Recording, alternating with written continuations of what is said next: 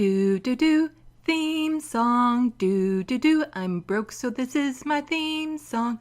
Do do do, just imagine this is an awesome theme song. Do do, theme song.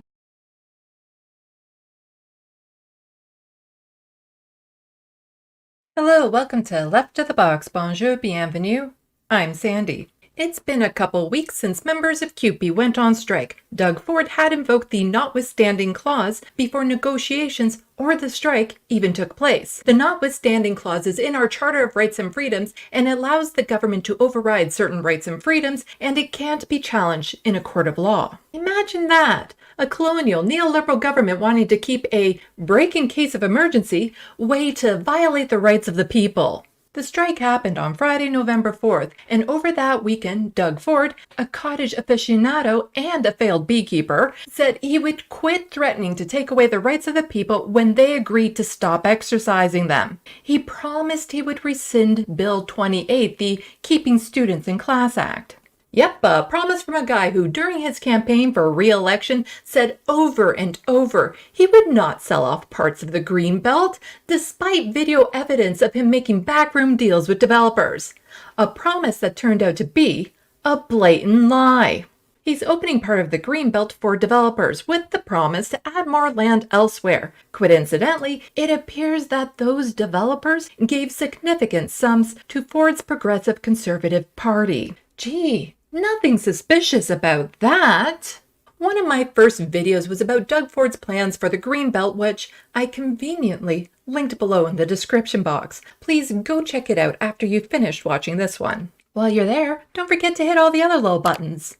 Twitter was still around at the time of this recording. Please go follow me there. If you can, please support my channel by becoming a patron or purchase something off my wish list. Every little bit helps. Links are in the description box below. The use of the notwithstanding clause sent a chill through all of the unions. If Ford could get away with using it against one of the largest unions in the province, no union would be safe. Justin Trudeau, the leader of the federal neoliberal party and person who takes performative politics to a level not yet defined by modern language, had some harsh words for his buddy, Doug Ford. Using the notwithstanding clause to suspend workers' rights is wrong. You tell him, Justin. How dare he use his legislative power to force people back to work? I want to give Justin credit for this. I really do. Well, okay, maybe not really, but I'm willing to give credit when credit is due. This is not one of those times. People tend to forget. Justin Trudeau has twice sped legislation through to force striking workers back to work. And the federal Liberals have interfered with other strike actions in ways that have shockingly benefited the corporations and not the workers. I have a video about this, and it's also conveniently linked below. True, he didn't use the notwithstanding clause, and back-to-work legislation can be challenged in court, which means the government uses taxpayer money to fight against our best interests. Make no mistake about it, the Liberals, Justin Trudeau, they don't care about the average person. They only care about the working class so long as they're serving the best interests of corporations. At least many, however not all, of the Ontario NDP MPPs stood up against the use of the notwithstanding clause and sided with the workers. 18 NDP MPPs were kicked out of the House for calling Ford out on his BS and giving impassioned speeches, pointing out the gross hypocrisy of the Conservatives. How dare they accuse the Conservatives of lying while in the House? So Doug Ford put it in writing that he would repeal Bill 28 because you can't break a promise once it's in writing. And besides, Doug says folks a lot, and that makes him very trustworthy and down to earth. So much so that when a fake Doug Ford account popped up on Twitter, people instantly knew that whoever wrote, "Folks, apparently there's a lot of sick kids in Ontario right now. If you've got a sick kid, I want you to know that I do not want them anywhere near my cottage." Had to be an imposter. Yep, didn't dupe anyone. Okay, so I had to go check. Sadly, that account has since been suspended. Even though the House wasn't sitting the following week, which is needed to repeal the bill, Cupe took Ford at his word and the strike was over. Back to negotiations. Well, more like an attempt to negotiate in the first place. In an unexpected twist, Ford followed through and the bill was repealed. The workers and unions won't face the threatened fines for the one day they were on strike. As of today, there's a tentative deal has been reached, but the threat to strike hasn't been taken off the table, and neither has Ford's threat to use the notwithstanding clause. This was celebrated as a win for the workers. Sure, I guess. But was it? To me, it felt like as soon as Cupe ended the strike with nothing actually accomplished, Doug Ford won. Unions were banding together. The people were angry and on the workers' side. Whispers of a general strike was in the air. This would be a defining moment for workers in this province, a chance to improve conditions for everyone, a message sent that the people will not put up with an abusive government. But just like that, Ford killed the momentum. If Ford meant what he said, he could have called the House back into session to repeal the bill. Cupe could have stayed on strike until that happened to show their strength. Now, every time Cupe doesn't agree to an offer, Education Minister Stephen Lecce, best described as a toddler upset not every nipple was meant for him to suck on, twists it to look like Cupe are the ones who are being unreasonable.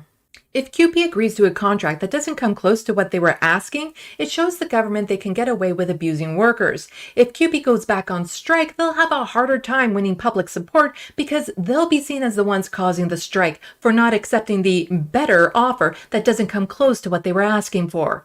Even if Cupe gets an okay contract, the Ford government is still cutting spending to education. He's still setting it up for collapse so privatization can take over. This isn't a win for the people. I'm not a worker and I don't have kids in the education system, so why should I care if they go on strike? I want people to have a full education and to be paid their worth. The education workers are making $39,000 a year or less. They made it clear how difficult it is to live off of that with today's skyrocketing cost of living. People who must rely on Ontario Works or Ontario Disability Support Program gets less than half of that to survive on. Within the scope of a general strike, there's a real chance that maybe, just maybe, people with disabilities could get noticed and our cause be taken on as well. This shouldn't be a groundbreaking realization, but people with disabilities can't go on strike to bring attention to our situation. What exactly would we be striking from? Many of us don't have jobs we can't show up to. The ones who can work can't risk losing a day's worth of income. There is nothing we can shut down. Many can't afford to travel to strike locations or their disabilities makes it difficult for them to do so. Many are immunocompromised and can't take their chances in crowds when a pandemic is raging. How are we supposed to strike and bring attention to our situation when we are invisible in society? Not only that, but many people believe that since we can't contribute to society the same way they can, that we don't deserve to have our basic needs satisfied.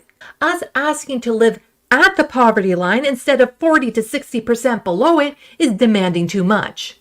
We're seen as burdens and disposable. Their society wouldn't change one bit if we were to just disappear. And that's people's biggest fear, isn't it? Change. No matter what the government does, no matter what the media says, no matter what corporations sell us, we get to determine the kind of society we live in.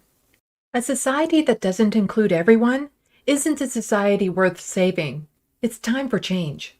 We need people who aren't disabled to stand with us, to help raise our platform so we can be heard. The will of the people is far stronger than the corruption of our government. They know this and do everything they can to keep us ignorant of it. To get the change we want, we need a general strike. Let's tell Doug Ford he can't hide in his cottage forever. But he's more than welcome to stay there. Don't forget to hit buttons and leave comments. Twitter, a vital tool for folks living with disabilities.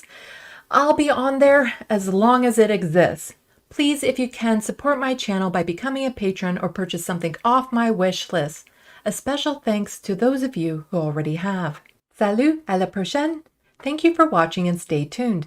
I'm Sandy, wishing your tomorrow is better than your today.